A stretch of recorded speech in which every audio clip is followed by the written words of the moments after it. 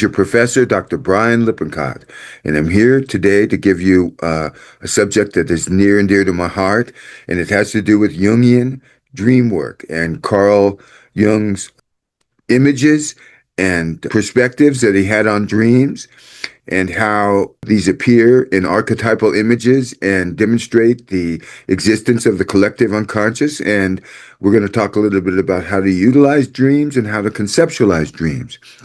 So I'm going to get going here. I'm excited about this topic. Okay, here we go. The Illustrated Psyche, a descent into Jungian dreamwork and analytical psychology. So this is a descent into the underworld of magical realism and understanding the symbolic nature of life and our perspectives on those. And I'm Dr. Brian Lippincott, clinical psychologist and professor of psychology at John F. Kennedy School of Psychology at National University. And this is a wonderful image of what is going on spiritually in Jung's consulting room, and where he's holding a mirror up to the universe. And we have all kinds of fairies and mushrooms and different looking type of things that are populating our unconscious here. So, the unvarnished truth, the functions of the psyche, how the psyche functions. The core concept in dream work is dreams do not deceive, distort, or lie. Freud believed that dreams were lying. There was a latent content, which was the real truth, like wanting to have sex with your mother, that type of thing. And then there was a manifest content, which was what the dream had, which is like a lock and a key. But Jung believed that dreams were direct, and they told you exactly what they wanted to tell you, but they were telling you in a symbolic language. They are spontaneous, impartial products of the unconscious that naively reveal the natural truth of the conscious ego. So there's the compensatory function, which acts as a self-regulating mechanism. When the conscious attitude becomes too one-sided, the dream brings forward unconscious contents to restore psychological equilibrium. So we have this balance thing. So the unconscious is trying to balance you out.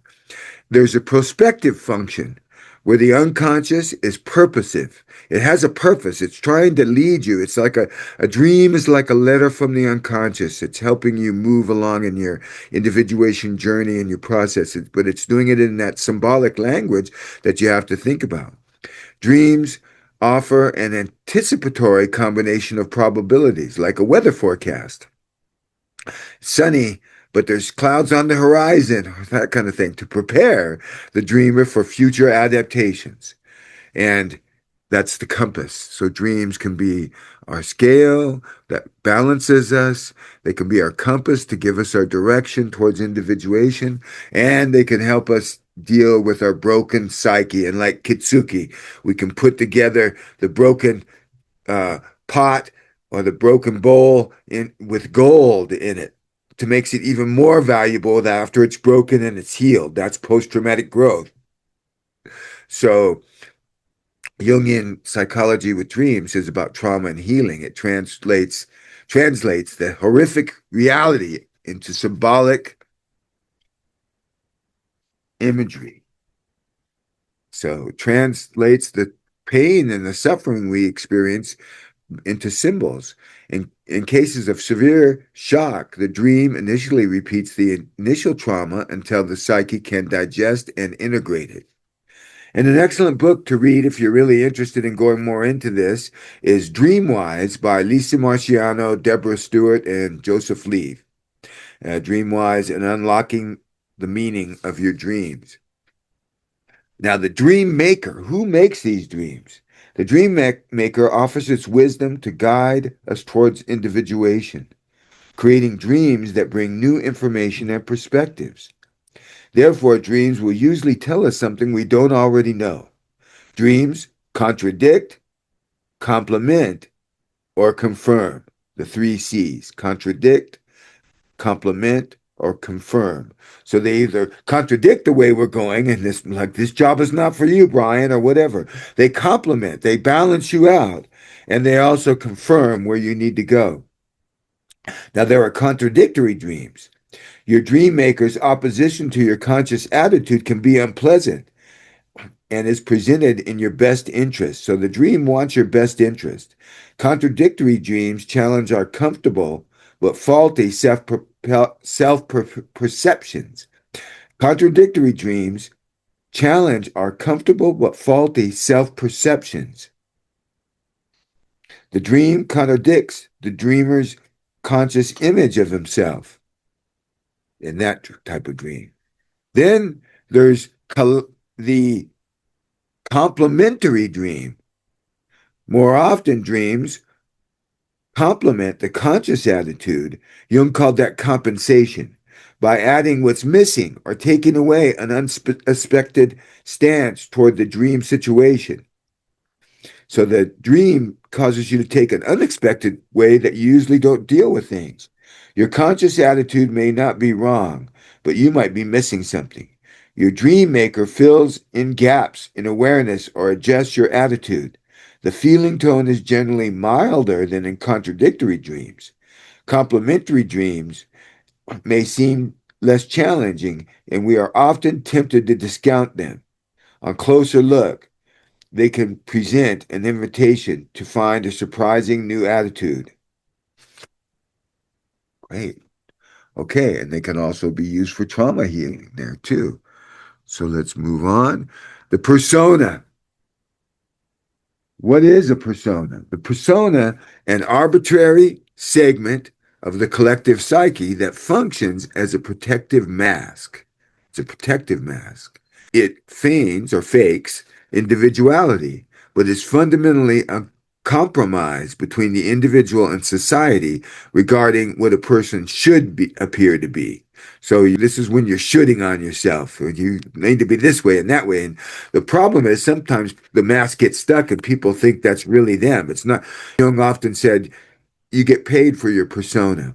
The function of the persona acts as a psychological skin, facilitating adaptation to physical and social reality. Now, how does it appear in dreams? It manifests as specific clothing, uniforms, like a postal worker or a cop or a judge, any kind of a uniform. Societal roles or situations where the dreamer finds themselves inappropriately dressed. You don't have your right persona on, signaling an imbalance in their social adaptation. And that's what persona is about, social adaptation. The term derives from the Latin word for mask worn in classical times. Hence, persona refers to the mask or face a person puts on to confront the world. Persona can refer to gender identity, a stage of development, such as adolescence, a social status, a job or profession. Over a lifetime, many personas will be worn, and several may be combined at any one moment. Carl Jung's conception of the persona is of an archetype, meaning in this context, there is an inevitability and ubiquity to persona. In any society, a means of facilitating relationship and exchange is required. So whenever you're making the deal, when you're making a deal, you're all persona. And that's part of what's going on with our country. Our persona is being tarnished by the craziness that is going on. And the countries are abandoning us. This function is partly carried out by the personas of the individuals involved. Different cultures will establish different criteria for persona, and there will be an altercation and evolution over time, since the underlying archetypal pattern is susceptible to infinite variation, and that's true of any archetype. Sometimes the persona is referred to as a social archetype, involving all the compromises appropriate to living in the community. Yes. Okay. Thank you. So let's see here. The moral challenge of the shadow. This is dangerous. The concept of the shadow consists of the unintegrated, dark, or interior aspects of the personality. Confronting it is the ultimate challenge. requiring the ego to acknowledge its own capacity for evil. Any of us could, in the right situation, act like Trump, do what the Nazis did, participate in Jim Crow if we're white people in the South. All these things are possible that we could do. These might be shadows for us, but the shadow is what sometimes comes out in life when we project on other people. How does it manifest in dreams? Because it's unintegrated, the unconscious personifies the shadow to force the ego's attention.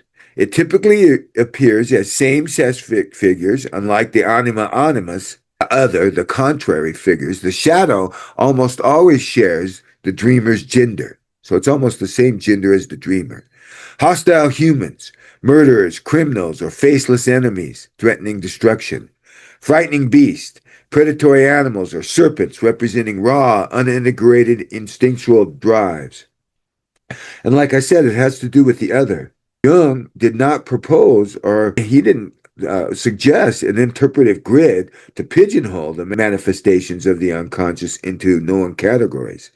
These categories were developed in the course of experience. Indeed, they are the nature of the categories normally used to describe a personal encounter with another.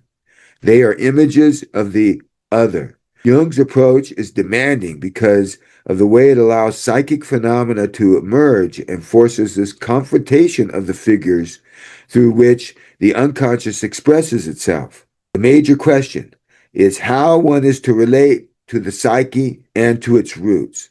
The categories Jung proposed are the images of the other, mediators of relationship. The shadow is first of all in those images that are the same sex as the subject and play a principal role in the subject's dreams and fantasies. It's like your friend or your enemy or the guy out to get you or your competitor. When they are analyzed, one discovers that they embody not only repressed drives that we have, or not only our repression, but also values that consciousness rejects. Nowadays, because the collective ideal is that of an aggressive and sexually precocious individual, the shadow takes the form of images that evoke weakness and emotionality. If it is true that the shadow personality of an old, restrained woman could be that of a flamenco dancer, then a power-oriented personality might well have its shadow the image of a helpless child. Yes, and sometimes I don't want to get into politics. This observation casts some light upon the process of the shadow, a shadow that comes about through a growth of consciousness and is not through the forces of repression. A considerable part of each psyche is projected into the environment as the subject fails to attribute that part to himself, so we project it. Jung called these projections archaic identity. Once engaged in the adventure of becoming, one can observe that the psychic components, once projected entirely outside, appear within the individual in the form of shadow figures. And these could be frightening beasts. In the course of this dialectic between consciousness and the shadow can be projected into an actual partner to whom it permits a kind of sexual attachment. It also happens that the shadow overturns the established conscious order and takes hold of the consciousness in a temporary or lasting way. This is like in Dr. Jekyll and Mr. Hyde. You can have this flipping and the shadow can sometimes take over. The typology of the shadow realm.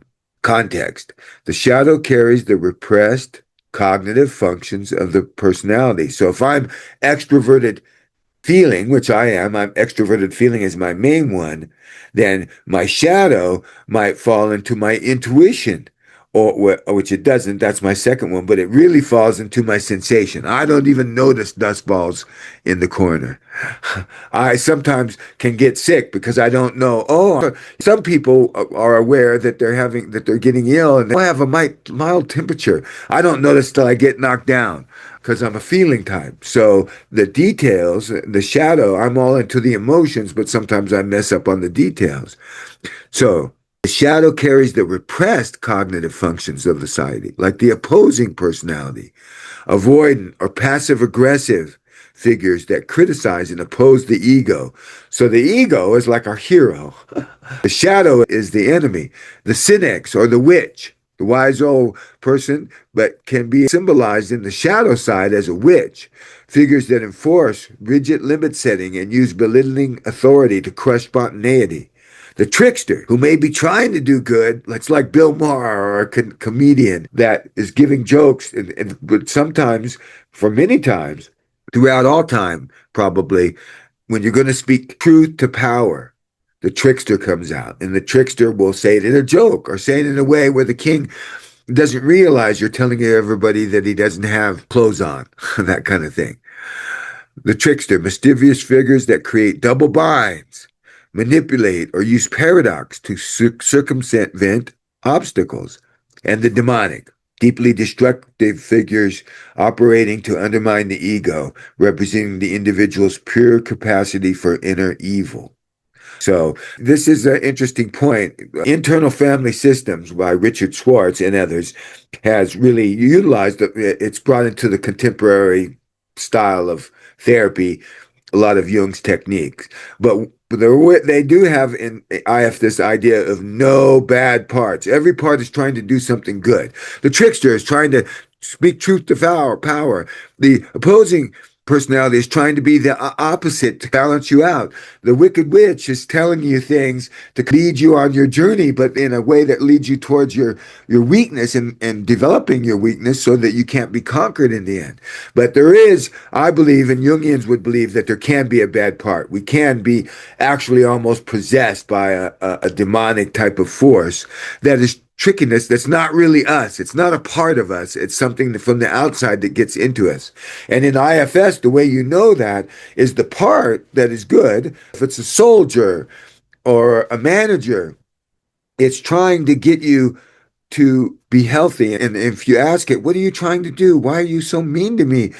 Why are you telling me I'm no good and I'm awful? Well, I'm really trying to protect you because I don't want you to embarrass yourself. But a true demonic force will say, no, I do not want to protect you. I want to destroy you. I have no part. When you hear that coming from the part, then that's something that you may have to do what in IFS they call an extraction. But that's getting a little complex into IFS. But there is that dark side in Jung. The death of Siegfried, sacrificing the hero. Sacrificing the hero. Now, what is Siegfried? Okay, Siegfried is a legendary Germanic hero renowned for slaying the dragon, Fafnir, the dragon killer, bathing in its blood to become almost invulnerable and winning a cursed hoard of treasure. He is central to the saga of the Norse, featuring immense strength, the sword of Balmung, and a fatal weak spot on his back caused by a falling leaf. So he has a weak spot like Achilles. He has immense strength like Hercules. He has a sword that is special like King Arthur. So he has a lot of things. He's a dragon slayer. He's invulnerable. Upon bathing in the dragon's blood, his skin becomes like a horn, hard. However, a lime leaf or maple leaf lands on his back, leaving a small fatal spot like the Achilles heel. Now, there's a famous dream that Jung had where he killed Siegfried, and this was symbolizing him. He had to surrender his ego to have the birth of his self. Okay, he used to say all the time, every victory for the self means the defeat of the ego. So the ego is this. He had to lose his own egocentrism in order and put higher power ahead of himself. Jung did, and that was symbolizing him killing off Siegfried. The meaning: Siegfried represents the heroic idealism of the ego, the arrogant belief that the conscious will alone conquer the psyche. The hero archetype in dreams. While the hero journey initially builds strength, ego strength, a truncated or trapped hero in a dream indicates an ego fleeing from daily difficulties. You're not taking care of the details of your world. You're not working on making sure that your homework's done and your studying is done and you're ready for the test, all that. The true psychological growth requires the death of this heroic superiority to allow the deeper irrational forces of the unconscious to emerge. And this is an example of compensation. The Siegfried within Jung had to die for his true master self to come out. Now, let's move on to the eternal child complex. The arrested descent into the unconscious that stopped, the developmental complexes of a child. So, branch one, puer eternus, the eternal boy, the brilliant, volatile prince, possesses soaring spiritual and creative energy, but completely lacks grounded reality, commitment, and follow through. And Jung's one of his main colleagues, one of his main students, Marie-Louise von Franz used to always talk about how the eternal child could be up, but you had to kind of be grounded in reality. And if the puer eternus is like a 45-year-old man that's still a boy, he has an unlived life. I could be this, I could be that. I haven't decided what I'm going to do there. He hasn't committed to anything at all. So he's that internal child that is growing older, and he's not grounded in reality. Von Franz used to say, the what a puer eternus needs is to work. You need to work. You need to get out in the world and do something and be successful and help other people. Now, branch two, the puella eterna, the eternal girl. This is Latin for eternal girl, eternal boy.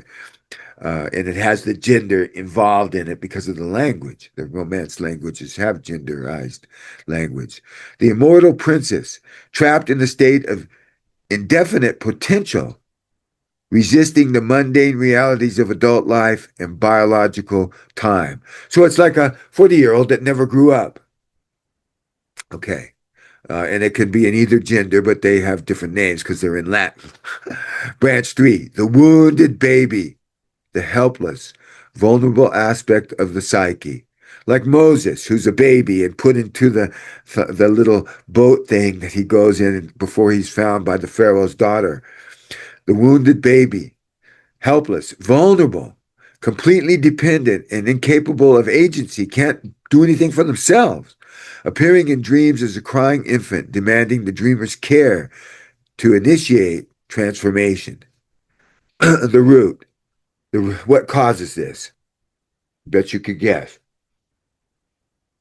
So many things in psychology, psychoanalytic psychology, everything is the mother, but the narcissistic mother, the mother who needs constant mirroring, and the child is only good when they perform. You see that in many professional athletes. They're only as good as the last performance. So I'm either perfect or I'm nothing. And we know if I'm either perfect or nothing, it would be about, I want you to see, it'd be perfect or nothing. It'd be like if I said, I'm going to give you the perfect lecture you ever got on Jungian dream image, or I'm a piece of, you know what, professor, and I don't know anything. It's either or. Really, we hope that's where Winnicott and some of the object relations people come up with the idea of the good enough mother. We only need to be good enough. Okay? A psychological paralysis where maternal enmeshment prevents the child from growing up and separating their ego from the unconscious. Oh, honey, don't worry about it. Mama will take care of you, that kind of stuff. Okay, what is the collective unconscious? The deep caverns. This is an interesting picture. You have the personal unconscious where you have your car keys or your keys, your watch, you got a linear clock, you got to be on time for your work, you have your family photo, everything is perfect, no arguing here. But you go down here and you see some dark stuff happening here in the collective unconscious, and unconscious stuff that you don't even know about, that you could step into something and you don't even know what you're stepping on. Okay, the definition, the deepest psychic system. It is a collective, universal, and impersonal nature, identical in all individuals, because it's just so deep. It goes back to our inner reptilian and even before roots. The origin, and we have a whole video that you're going to see if you haven't seen it already on the archetypes. It does not owe its existence to personal experience. It is not individually acquired. It is entirely inherited, the ancestral heritage of mankind's evolution, reborn in every brain structure. The contents. So inside of us, the old saying is inside of, and when the client comes into me, they not only are human, but they also have a horse and a crocodile inside of them. Okay, contents. While the personal unconscious consists of forgotten or repressed complexes, the collective conscious is populated by archetypes, pre-existing forms, as we talked about in uh, Socrates and Plato, the forms, and patterns of instinctual behavior, like babiness. I see my child's head. The babiness of his face brings out my fathering. My fathering maybe wasn't there until the sign stimulus of the baby triggered me. Transmissions from the psyche. Letters from the psyche. Transmissions. I like that. Ordinary versus big dreams. So, what are ordinary dreams and what are big dreams? Their origin. Where do they come from? Ordinary dreams emerge from the personal unconscious, things that happened in your day or your worries about paying the bills, those kind of things. Big dreams emerge directly from the collective unconscious, a term borrowed from the Elogic tribes. When Jung went to Africa, he lived with the tribes for a while, and they are the ones who came up with this idea of the big dream. The imagery. Now, the ordinary dream processes daily matters, waking concerns, recent memories. Oh, I got to remember to do this, remember to do that, those kind of things. Oh, I'm naked in school. I got to study more, that kind of stuff. Where big dreams contain strange, beautiful, or horrific archetypal and mythological imagery, like a dragon fighting a lion, flying lion type of thing. There's a name for that. Emotional impact and timing. So, ordinary dreams possess mundane emotional resonance, and you forget about them really quick. Big dreams possess profoundly numinous, which means awe-inspiring, kind of religious, like numinous quality occurring during major life transitions or spiritual crisis. And they're like a lightning bolt that wakes up I got to change about this thing. Memory retention fades. Ordinary dreams fade quickly once awakened. That's how Jung really would tell. If there's a dream, like I have a dream that in 1989 I have, and I'm still working on it. I can tell you that sometime if you're interested. But that is a big dream. Okay. Okay. The big dreams act as spiritual landmarks, instinctively recognized as significant and remembered vividly for a lifetime. Guardians of the collective unconscious, the archetypes. So we have Plato's form. The archetype as such is inherently irrepresentable. It is empty, pre-existent structural factor of the psyche, much like an instinctual pattern. Like, I see the baby, I act in a fatherly or parenting way to it. We know how to act around babies, for instance, as an example. We know how to act around snakes, too. Okay, the symbolic manifestation. Archetypes cannot be encountered directly. To appear in dreams, they draw on representational material from conscious mind and external world to clothe themselves in perceptible imagery. So they're direct images of what we're going through. You see so it's becoming put in the form is just abstract. It's starting to become real popularized by real people and real landscapes and real monsters. And then they have active personalities, archetypes. They frequently appear as autonomous active personalities or mythological motifs, giants, dragons, witches, which reproduce primordial human situations from time immemorial, carrying a high, terrifying, or fascinating energetic charge. So they're emotionally charged complexes that act out and have their own mind. They're autonomous. The archetypal Syzygy. Okay, the divine couple. That's a fancy way of saying divine couple. And it's the only word I know that has three Y's and a Z. Okay. Okay. The definition of the divine couple as a couple, not as two individuals coming together, but a couple. The definition: the anonymous part souls that mediate between the conscious ego and the collective unconscious. The anima is the unconscious feminine side of a man, and the animus is the unconscious masculine side of a woman. So we have a whole video on that and how we're waking that up into the new modern age, where they have the animum, which is a three-part one, which I'll show you the video on that later. But this is the way it was conceptualized. They're part souls, and they can come together as a couple. Now, man or woman, I believe, could have anima and animus. It's like yin and yang. But it's what you're projecting and what the couple represents together. That's the syzygy. Compensation. They appear in dreams as direct complements to the conscious persona. A hyper-intellectual man will dream of a highly sentimental anima.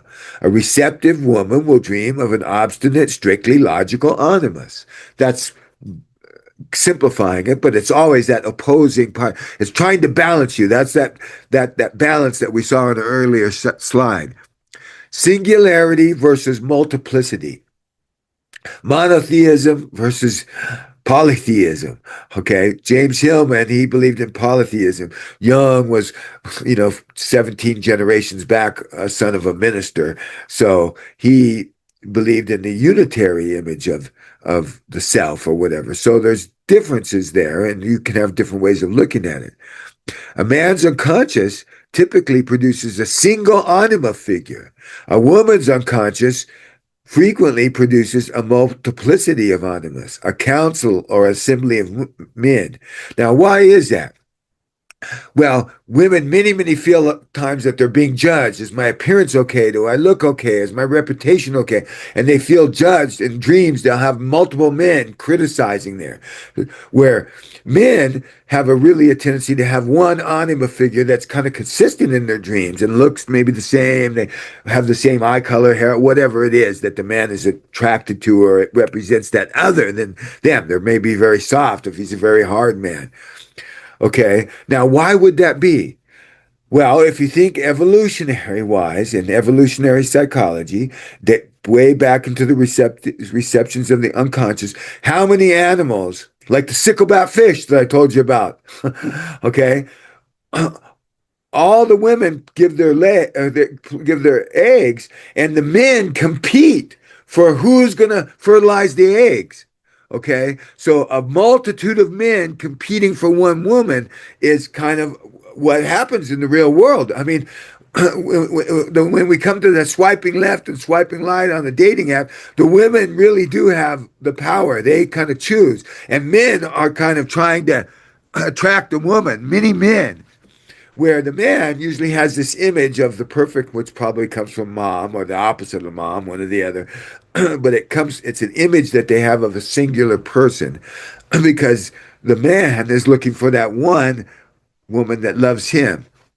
And it all comes from evolutionary biology of the male hierarchy, the pecking order of the male being dominant. Many men competing for one female is very popular as a way to pass on genes in the animal world. The inferior function. The anima and the animus often carry their inferior function. Like I'm a extroverted feeling person. I fell in love across a crowded room. I was possessed kind of by a woman who was introverted thinking, the exact opposite of me. The inferior function. They carry the dreamer's least developed cognitive trait. Like mine is introverted thinking. That's my weakest function, which luckily I've been pushed, being a professor, to try to develop that. Maybe, and which has helped my individuation, but was very difficult when I was first starting out.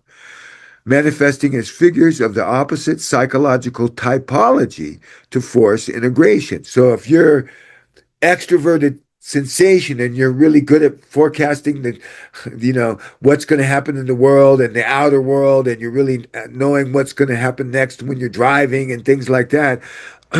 Extroverted sensation would have introverted intuition. A poet who's very intuitive would be their opposite. Okay. The archetypes of wisdom. The wise old man and the wise old woman. I'm seeing there's a lot of gender stuff here, but you can be also combinations of both. Okay. The wise old man. A superordinate personality embodying spiritual authority, meaning, and philosophical insight. Dream appearance. He emerges as a compensatory force. So the wise old person, the Obi-Wan, or the Moses, the wise person, the leader, and this happens in corporate world too, the corporate guru. He emerges as a compensatory force to balance things out. When an individual dreams of this sage, it is often indicates that they are acting like an infantile fool in their waking life. So he's balancing the inner child that's not the boy that won't grow up. Okay. The wise old woman represent the ultimate archetype of the mother, embodying the earth goddess, Ida, or Gaia. There's a lot of earth, like medicine woman, that corn woman in the Native American mythology, and the old one who gives good advice. Dream appearance. She appears as a highly experienced older woman holding a maternal secret, provoking the ancient rituals or instructions to solve the dreamer's waking problems. Now, where does that appear in archetypal language? Well, if you think in evolutionary terms again, why men can have babies all the way up to whatever age if they're healthy. It can be my age. I'm in my 70th year. I'm not going to, but I could have a baby. I could make a baby. Probably. But women go through menopause. So why does evolution, if evolution all it cares is getting your genetic structure out, why does it keep women alive after menopause? Well, I'll tell you the reason. It has to do with tubers. Tubers and other medicinal plants. Tubers are potatoes, but there used to be all kinds of them before we got mono potatoes, and McDonald's started buying all the potatoes, and they wanted russet potatoes, but there were orange potatoes. There's millions of different kinds of potatoes. But the women, the old women who couldn't have babies anymore, knew where all the tubers were buried.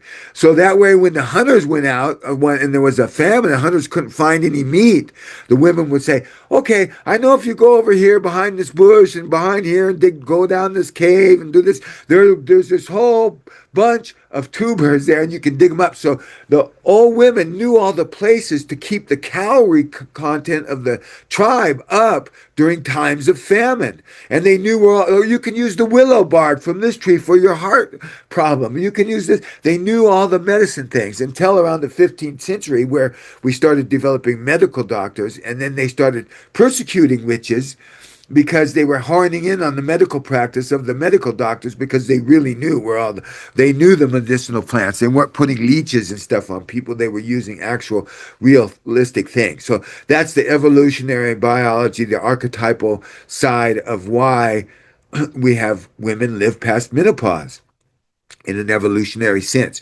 But it does really create this archetype of the wise old women. Many times the real leader of a tribe or a family is the wise woman, the matriarch. Now, the unifying center, the self. Yes, the self. That's an important thing. The definition, the ultimate center and totality of the psyche, encompassing both the conscious and the unconscious. It is a core catalyst for transformation and psychological wholeness. Jung says in his great 2 essays on the analytical psychology on page 177, so far as our present experience goes, we can lay it down that the unconscious processes stand in a compensatory relation to the conscious mind. I expressly used the word compensatory and not the word contrary, because conscious and unconscious are not necessarily in opposition to one another. Yes, conscious and unconscious can work together, but complement each other to form a totality, which is the self. According to this definition, the self is a quantity that is superordinate to the conscious ego. It embraces not only the conscious, but also the unconscious psyche, and is therefore, so to speak, a personality, which we also are. It is easy enough to think of ourselves as possessing part souls, like internal family systems. That's my parenthetic. Jung didn't say that. But thus, we can, for instance, see ourselves as a persona without too much difficulty. But it transcends our powers of imagination to form a clear picture of what we are as a self. For in this operation, the part would have to comprehend the whole, and the part can't. The whole is greater than the sum of the parts. I'm talking about capital S self, not our little ego. There is little hope of our ever being able to reach even approximate consciousness of the self, since however much we may make conscious, there was always in existence an intermediate and indeterminable amount of unconscious material which belongs to the totality of the self. Hence, the self will always remain a superordinate quantity. It's above us. It's beyond us. We can't really understand it.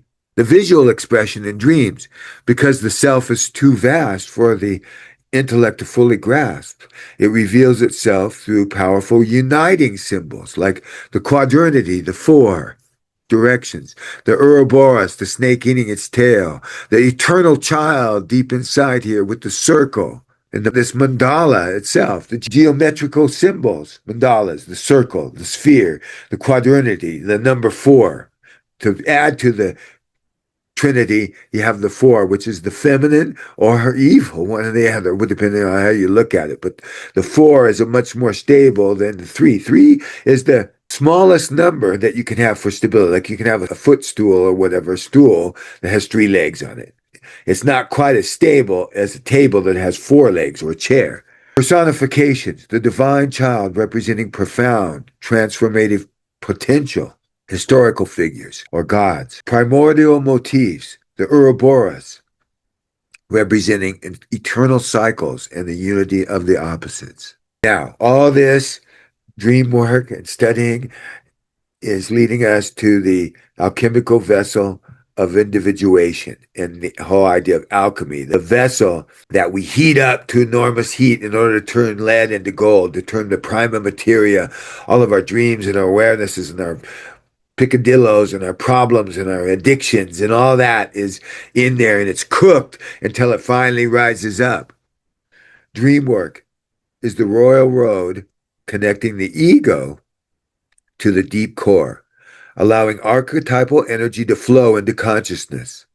This is individuation, divesting the false wrappings of the persona and breaking the fusional complexes of the anima and the animus to achieve ultimate personal agency. We're our own individual person. So phase one, the grado, the blackening, the dark emotional desert, confronting the shadow and terrifying nightmares, breaking the narcissistic mother complex and dissolving the idealistic ego. It's kind of a Buddhist thing here, but it's the darkness. A lot of people come to therapy with that darkness of depression. And there are more than three. I'm simplifying here. I really am partial to the yellowing, which happens right in between here, in the middle between the abuedo and the rubedo. But this is simplifying them so you can understand it. The grado, the darkening first. Then we have the whitening. The emotional clearing, integrating the anima and the animus, translating trauma into a symbol. The dawn of new conscious awareness. Yes, that's the whitening, with the dawn of coming. The dawn, and then we have the yellowing here, which I'm going to skip, which is the yellowing. It's like yellowing would be, an example would be, James Hillman always used to say, it's like an old book that you've read many, many, many, many times. And it starts to the pages turn a little bit yellow, and there's all this notes that you wrote into it. That's the yellowing. When you're moving towards the end, which is what I want to get to, integration and wholeness, realization of the self. That's the reddening. That's the red part at the top. The ego and the unconscious align in a continuous self-regulating dialogue. That's the fully developing the self through individuation, which you never really get there. You get closer and closer. Maybe I'm a little pink now. I need to get fully red before I'm dead. Here we go. So thank you very much. Let me stop sharing.